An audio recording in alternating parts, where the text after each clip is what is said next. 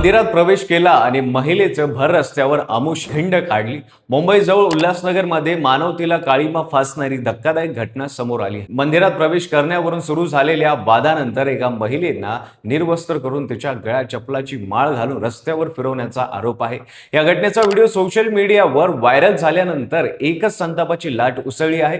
मिळालेल्या माहितीनुसार पीडित कुटुंबावर जात पंचायतीने मंदिरात जाण्याची बंदी घातली होती, मात्र कुटुंबातील एका तरुणाने या बंदीला विरोध करत मंदिरात प्रवेश केला। यानंतर संतप्त झालेले काही लोकांनी त्याच्या घरावर हल्ला केला। तक्रार देण्यासाठी निघालेल्या महिलांना रस्त्यात अडवण्यात आलं। पीडित महिलेला जबरदस्तीने ओढत नेऊन तिचे कपडे फाडले, केस कापले आणि गळ्यात चपलांची माळ घालून जवळपास 2 किलोमीटर फिरवण्याचा आरोप आहे। तिच्या बहिणी आणि मुलीलाही मारहाण करण्यात आली। या प्रकरणी पोलिसांनी अनेक आरोपांविरुद्ध गुन्हा दाखल केला असून 2 महिलांना अटक करण्यात आली आहे। मुख्य आरोपींसह काही जण अद्याप फरार आहेत।